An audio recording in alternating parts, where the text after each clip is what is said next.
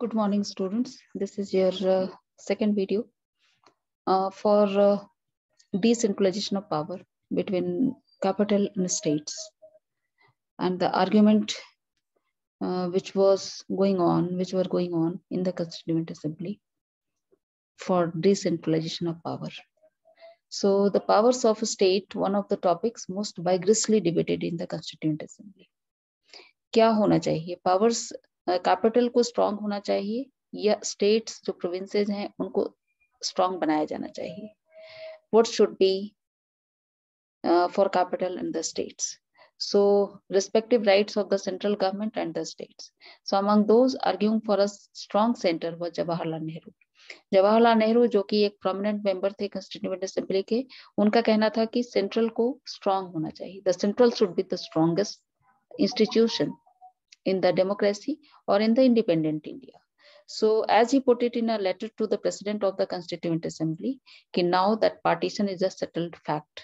उन्होंने प्रेसिडेंट को एक लेटर लिखा जिसमें कहा कि अब पार्टीशन जो है एक सेटल्ड फैक्ट हो चुका है, पार्टीशन जो है वो एक कंप्लीट फैक्ट है, हो चुका है, अवश्यंभावी है. एंड ये बहुत ज्यादा इंजरियस है, बहुत ज्यादा खतरनाक है कंट्री के इंटरेस्ट के लिए, कंट्री के स्वार्थ के लिए, कि उनको एक वीक सेंट्रल पावर दिया जाए, वीक सेंट्रल अथॉरिटी बनाया जाए, कमजोर सेंटर बनाया जाए. क्या होगा इससे? तो इससे तीन चीजें उन्होंने बताई कि तीन चीजें होगी अगर सेंट्रल पावर, सेंट्रल गवर्नमेंट कमजोर होगी तो ये तीन चीजें जरूर होंगी. वो तीन चीजें क्या है? इनकैपेबल ऑफ इंश्योरिंग पीस, हम शांति स्थापित करने में या देश में या बाहरी रिलेशन में शांति स्थापित करने में अक्षम होंगे अगर सेंट्रल कमजोर हुआ तो. Then coordinating vital matters of common concern, आम जनता की बात जहां तक होगी, आम जनता के हित के लिए जो एक कोऑर्डिनेशन है, जो एक सहयोग है, वो बहुत महत्वपूर्ण तरीके से हम इम्प्लीमेंट नहीं कर पाएंगे. और तीसरा होगा speaking effectively for the whole country in the international sphere. अगर हम अंतरराष्ट्रीय स्टेज पे जाएंगे तो हम अपनी कंट्री को पूरे इफेक्टिव तरीके से एस्टैब्लिश करने में, इफेक्टिव तरीके से अपनी बात कहने में हम सक्षम नहीं होंगे. तो हम पीस स्थापित नहीं कर पाएंगे, अपने लोगों में सहयोग स्थापित नहीं कर पाएंगे और अंतरराष्ट्रीय स्तर पर अपने आप को इफेक्टिव तरीके से रिप्रेजेंट नहीं कर पाएंगे अगर सेंट्रल पावर कमजोर हुई तो ये तीन चीजें याद रखिए. और ये किसका मत था? ये ओपिनियन था जवाहरलाल नेहरू का कि सेंट्रल पावर को, सेंट्रल अथॉरिटी को मजबूत होना चाहिए, स्ट्रांग होना चाहिए. ये उन्होंने अपना ओपिनियन रखा कॉन्स्टिट्यूएंट असेंबली में. फिर इसके ऑपोजिशन में क्या था? देन उन्होंने कहा कि draft constitution provided for 3 list of subject, और उसके लिए उन्होंने 3 लिस्ट्स बताई कि ये 3 लिस्ट होने चाहिए जो कि कॉन्स्टिट्यूएंट असेंबली में डिसाइड किया गया. एक होना चाहिए यूनियन लिस्ट, दूसरा, यहाँ पे आप कर्सर दे सकते हैं, यूनियन लिस्ट, दूसरा होना चाहिए स्टेट लिस्ट और तीसरा होना चाहिए कंकरेंट लिस्ट. तो ये तीनों लिस्ट आप पहले छोटी क्लासेस में 8th में 9th में पढ़ चुके हैं कि ये 3 लिस्ट दी गई हैं कॉन्स्टिट्यूशन में, जिसमें यूनियन लिस्ट में वो सब्जेक्ट होते हैं जिसपे सेंट्रल गवर्नमेंट लेजिस्लेशन करती है, यानी रूल्स बनाती है. स्टेट लिस्ट में जो सब्जेक्ट होते हैं उस पे स्टेट गवर्नमेंट जो है स्टेट लेजिस्लेशन अपने रूल्स बनाती है. और कंकरेंट लिस्ट में जो सब्जेक्ट होते हैं उस पे स्टेट गवर्नमेंट भी रूल्स बनाती है, सेंट्रल गवर्नमेंट भी रूल बनाती है. लेकिन अगर किसी सिचुएशन में सेंट्रल गवर्नमेंट और स्टेट गवर्नमेंट के रूल्स एक दूसरे के कंट्रास्ट हो जाएं, एक दूसरे के अपोजिशन में आ जाएं, एक दूसरे के अपोजिट हो जाएं, तो उस समय सेंट्रल गवर्नमेंट के द्वारा जो रूल बनाया गया है वो प्रभावी होगा, वो इफेक्टिव होगा, और जो स्टेट गवर्नमेंट की रूल है वो रिपील हो जाएगी, अपने आप खत्म हो जाएगी, क्योंकि यहाँ सेंट्रल पावर को मोर ऑथेंटिक बताया गया है, स्ट्रॉन्ग बनाया गया है. राइट. तो अब यहाँ पे देखें कि सेंट्रल यूनियन लिस्ट में कौन कौन से सब्जेक्ट होंगे जिसपे सेंट्रल गवर्नमेंट रूल बनाएगी. तो the subject in the first list were to be the preserved for the central government, while those in the second list were vested with the states. तो यहाँ पे क्या होगा? थर्ड लिस्ट में centre and state shared responsibility, दोनों rule बनाएंगे. However, many more items were placed under exclusive union control than in other federation. उसके अलावे भी बहुत सारे टॉपिक ऐसे थे जो सेंट्रल गवर्नमेंट के अंडर में रखे गए कि सेंट्रल गवर्नमेंट ही इस पर रूल बनाएगी, and more placed on the concurrent list to than desired by the provinces. और यहाँ पे कुछ जो इंपॉर्टेंट टॉपिक्स थे उसे कंकरेंट लिस्ट में डाल दिया गया ताकि सेंट्रल गवर्नमेंट भी उसके ऊपर अपना रिस्पॉन्सिबिलिटी या अपना उसके ऊपर प्रभाव रख सके और जब कभी जरूरत हो तो उसके ऊपर कानून बना सके। तो यहाँ पे union also had control of minerals and की इंडस्ट्रीज। अब यहाँ पे दो चीजें जो सबसे ज्यादा जरूरी है उसके ऊपर सेंट्रल गवर्नमेंट का राइट है। मिनरल्स, जितने भी रिसोर्सेस, नेचुरल रिसोर्सेस होंगे, मिनरल्स होंगे, माइंस होंगे, और जो की इंडस्ट्रीज होगी, जैसे iron is the key industry, right, तो आयरन की जितनी इंडस्ट्रीज होंगी वो सारे सेंट्रल गवर्नमेंट के अंडर कंट्रोल काम करेंगी। उसके बाद आर्टिकल 356, याद रखिए, article 356 gave the centre the power to take over a state administration on the recommendation of the governor।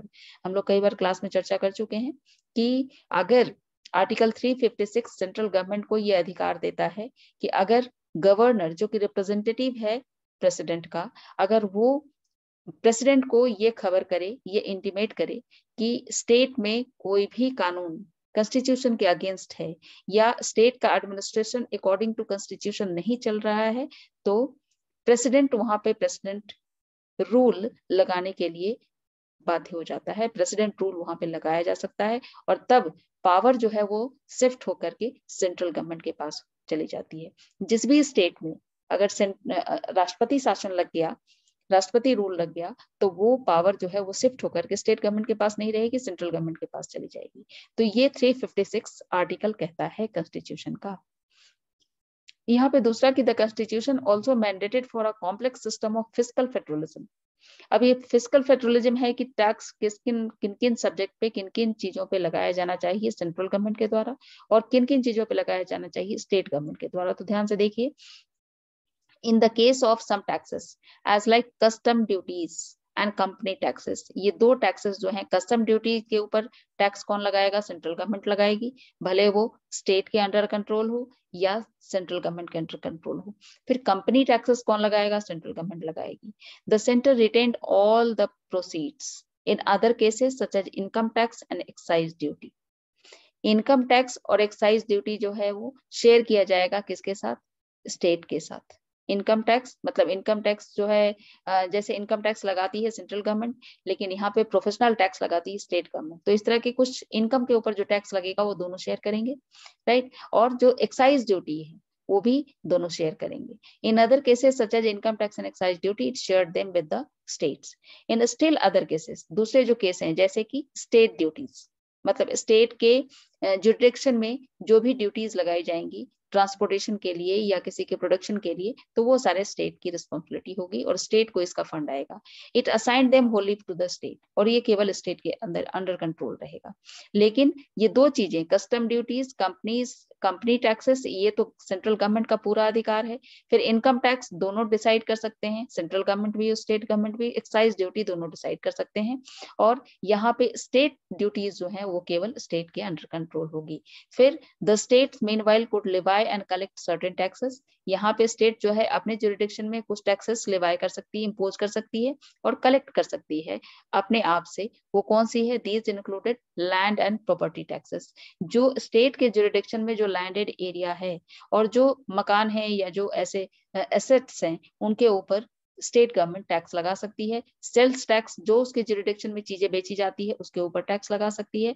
And hugely profitable tax on bottled liquor, यानी शराब के ऊपर वो टैक्स लगा सकती है। तो ये स्टेट के अंडर कंट्रोल होगा। तो कुछ फिजिकल जो कॉम्प्लेक्स सिस्टम है फिजिकल फेडरलिज्म का, वो भी यहाँ पे लागू किया गया। बंटवारा capital power and state power के बीच में। अब यहाँ पे आगे देखते हैं कि the centre is likely to break. अब एक स्टेटमेंट दिया किसने? डिफेंडेड बाय के शांताराम। के शांताराम जो है मद्रास के हैं और उन्होंने एक स्टेटमेंट दिया कि the centre is likely to break. अगर इस सिचुएशन को ऑक्युपाई किया गया, इस सिचुएशन को अडॉप्ट किया गया, तो सेंट्रल पावर जो है वो टूट जाएगा, कमजोर हो जाएगा। The rights of the state were most eloquently defended bye के शांताराम फ्रॉम मद्रास। उन्होंने स्टेट्स के राइट्स को डिफेंड किया कि स्टेट्स के पास ज्यादा राइट होने चाहिए।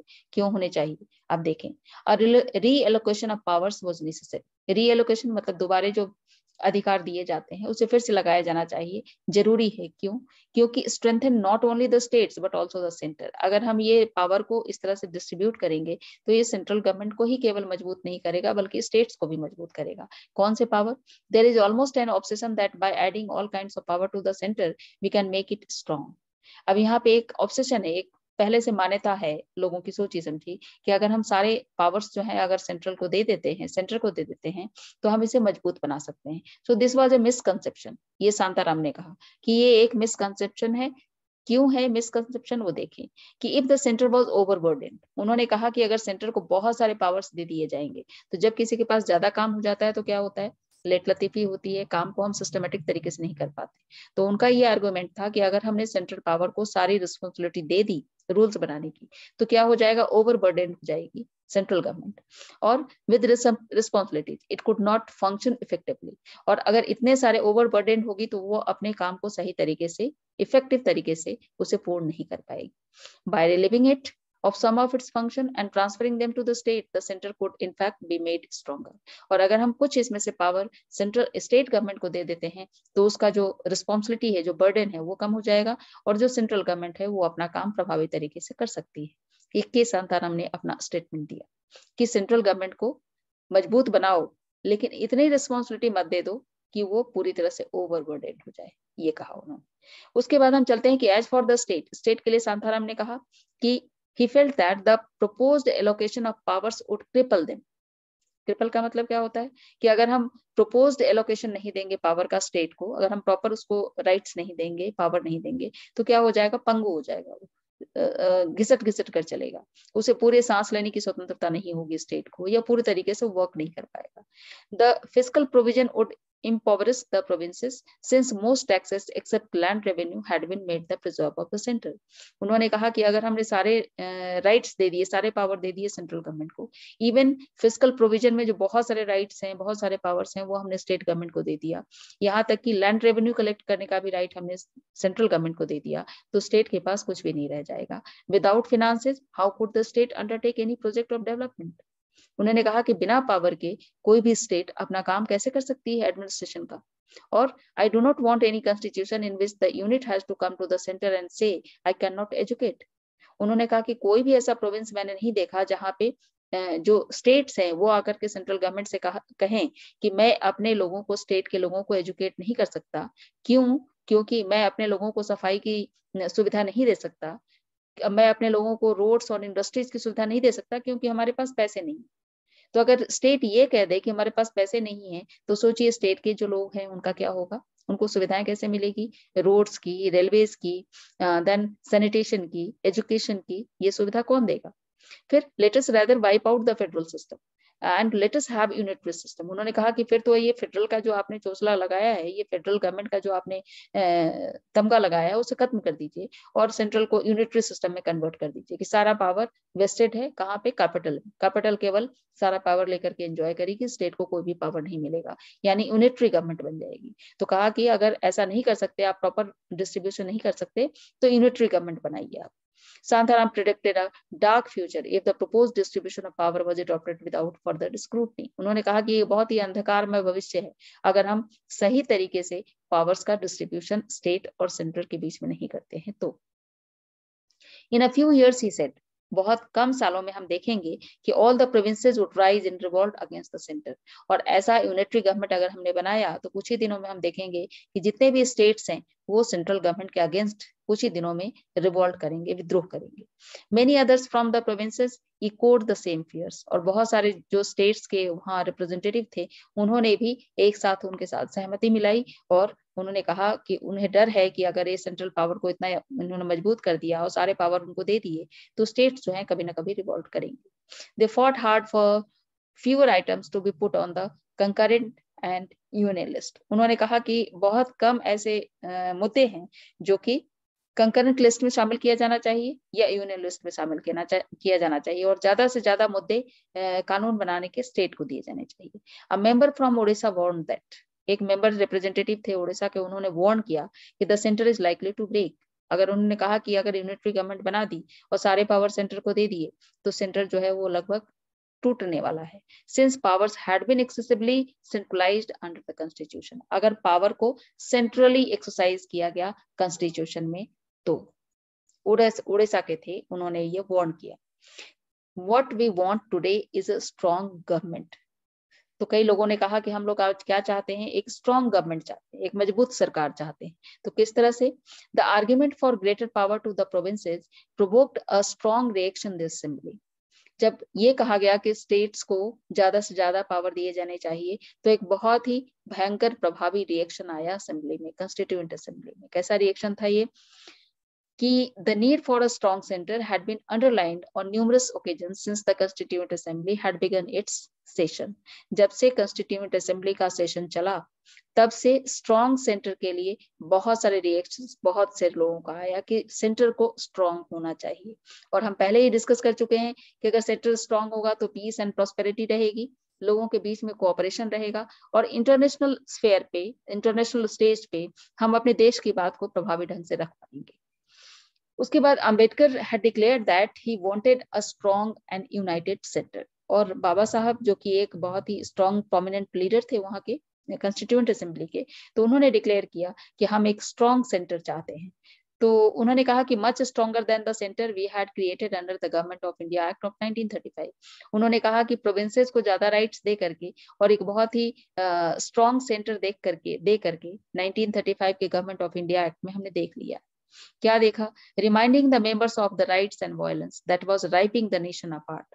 उन्होंने कहा कि यहाँ पे देश का बंटवारा हो गया और नेशन जो है वो एक साइड में चला गया और लोगों की अपनी अपनी जो भावनाएं थी वो ज्यादा प्रभावी हो गई और देश जो था दो टुकड़ों में बट गया। Many members had repeatedly stated that the power of the centre had to be greatly strengthened to enable it to stop the communal frenzy. बहुत सारे लोगों ने कहा कि सेंट्रल गवर्नमेंट को बहुत ज्यादा मजबूत होना चाहिए ताकि स्टेट के जो कम्युनल फ्रेंजी हैं, स्टेट के जो कम्युनल फीलिंग्स हैं, उससे कहीं बचा जा सके। और ये जो सेंट्रल स्ट्रॉन्ग सेंटर होगा तो वो इम्पार्शियल होकर के कोई भी डिसीजन लेगा, कम्युनल बेसिस पे कोई भी डिसीजन नहीं लेगा। So reacting to the demands for giving power to the provinces, Gopala Swami Ayyangar declare that. तो उन्होंने पावर जो है वो प्रोविंसेस यानी स्टेट्स को देने की बात पे रिएक्ट करते हुए गोपाला स्वामी अयंगार एक प्रोमिनेंट लीडर थे, उन्होंने डिक्लेयर किया कि the centre should be made as strong as possible. उन्होंने कहा कि सेंट्रल को इतना मजबूत बनाइए जितना मजबूत बनाया जा सकता है। One member from the United provinces, United province के एक मेंबर थे बालाकृष्ण शर्मा। उन्होंने कारण दिया कि at length that only a strong centre could plan for the wellbeing of the country. उन्होंने कहा कि एक स्ट्रॉन्ग सेंटर ही अपने देश की वेलबींग, अपने देश की प्रॉस्पेरिटी एंड उसकी शांति के लिए, सुरक्षा के लिए बहुत अच्छे तरीके से काम कर सकती है। Mobilise the available economic resources, और जितने भी इकोनॉमिक रिसोर्सेस हैं हमारे पास उसको मोबिलाइज कर सकती है। स्टेट जहां कहीं भी जरूरत होगी उसे वहां ट्रांसफर कर सकती है। एस्टैब्लिश अ प्रॉपर एडमिनिस्ट्रेशन, और पूरे देश में एक प्रॉपर तरीके से एडमिनिस्ट्रेशन, प्रशासन को एस्टैब्लिश किया जा सकता है। And defend the country against foreign aggression, और कोई भी फॉरेन अगर अग्रेशन से काम लेता है तो हम अपनी कंट्री को डिफेंड कर सकते हैं। अब देखिए स्ट्रॉन्ग सेंटर के पक्ष में कितनी सारी चीजें थी। क्या चीजें थी कि अगर सेंटर मजबूत हुआ तो हम अपनी कंट्री का, अपने लोगों का वेलबींग, उनका अच्छा सोच सकते हैं, उनके कल्याण के लिए कार्य कर सकते हैं, अपने इकोनॉमिक रिसोर्सेज को मोबिलाइज कर सकते हैं, ट्रांसफर कर सकते हैं, माइग्रेट कर सकते हैं एक जगह से दूसरी जगह according to the need, and एक प्रॉपर एडमिनिस्ट्रेशन प्लान कर सकते हैं, और बाहरी देशों के अग्रेशन से अपने देश को बचा सकते हैं, डिफेंड कर सकते हैं। So before partition, the Congress had agreed to grant considerable autonomy to the provinces. Partition से पहले जो कांग्रेस थी उसने प्रोविंसेस यानी स्टेट्स को ऑटोनॉमी, स्वतंत्रता देने के लिए राजी हो गई थी, लेकिन this had been part of an effort to assume the Muslim league.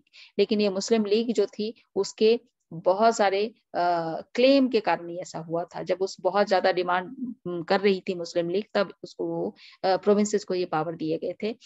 Where the Muslim League came to power the centre would not interfere. उन्होंने कहा था, कांग्रेस ने कहा था कि जहां भी मुस्लिम लीग पावर में आएगी वहां सेंटर ज्यादा इंटरफेयर उनके काम में नहीं करेगा और उस स्टेट को पूरी ऑटोनॉमी दे दी जाएगी। ये मुस्लिम लीग को खुश करने के लिए इंडिपेंडेंसी से पहले 1935 के एक्ट के अनुसार ये डिसाइड किया गया था। After partition most nationalist change their position, लेकिन पार्टीशन के बाद जब देश बट गया दो टुकड़ों में तो बहुत सारे जो लीडर्स थे वो इस मुद्दे से बिल्कुल अलग हो गए। उन्होंने कहा कि नहीं, सेंटर को मजबूत होना चाहिए। स्टेट को बहुत सारे पावर देने का परिणाम क्या हुआ कि देश जो है वो विभाजित हो गया। तो अब हमें सेंटर को मजबूत किया जाना चाहिए, जिससे कि जो स्टेट्स हैं, जो प्रोविंसेज हैं, वो अपनी आवाज ज्यादा ना उठा सकें. सो after partition, most nationalists changed their position because they felt that the earlier political pressure for a decentralized structure were no longer there. तो उन्होंने कहा कि पार्टीशन, इसका परिणाम क्या हुआ? स्टेट को ज्यादा ऑटोनॉमी देने का परिणाम हुआ कि हमारा देश जो है विभाजित हो गया. तो there was already unitary system in place imposed by the colonial government, और उसकी जगह पे यूनिटरी सिस्टम जो है इम्पोज कर दिया जाना चाहिए, इम्पोज किया गया था कॉलोनियल गवर्नमेंट के द्वारा. So the violence of the times gave a further push to centralization and now seen as necessary both to foster chaos and to plan for the country's economic development. अब उन्होंने कहा कि ये violence जो है वो एक सेंट्रलाइजेशन जो होगा वो पुश करेगा कंट्री को किस तरफ, कि वो या तो कैओस, अव्यवस्था स्थापित करे देश में, या फिर एक इकोनॉमिक डेवलपमेंट करे. तो ये सोच करके कि हमें क्या चाहिए, इस आधार पे हम इस समस्या का, ये क्वेश्चन का हल निकालेंगे. The Constitution thus showed a distinct bias towards the rights of the Union of India over those of its constituent states. तो यूनियन ऑफ इंडिया मतलब अगर हम सेंट्रल पावर को मजबूत बनाते हैं तो यूनियन ऑफ इंडिया होगी, और अगर हम कंस्टिट्यूएंट स्टेट्स बनाते हैं, अगर हम स्टेट्स को ज्यादा पावर देते हैं तो कंस्टिट्यूएंट स्टेट्स होगी. तो हमें ये सोच करके देखना है कि हम किस तरह से अपने राइट्स हम प्रोवाइड करें यूनियन ऑफ स्टेट्स का, यूनियन ऑफ इंडिया का over those of its constituent states. Right. अब है कि ये तो था centralisation, distribution of power between central government and the states. अब तीसरा वीडियो जो हम बनाएंगे वो किसके ऊपर होगा? वो होगा आपके लैंग्वेज के ऊपर, और वो बहुत एक ही क्वेश्चन का वीडियो है तो वो थोड़ी देर का होगा, तो उसको भी आप ध्यान से सुनिए, और इसको सुन करके आप क्वेश्चन तैयार करके कॉपी में लिखिए, और एक 8 मार्क्स का क्वेश्चन तैयार करके रखिए, ताकि आप कहीं भी लिखने में आपको दिक्कत ना आए, और आप अच्छे तरीके से इसको रिप्रेजेंट कर सकें, एक्सप्रेस कर सकें अपने व्यूज को. Okay, good day everyone.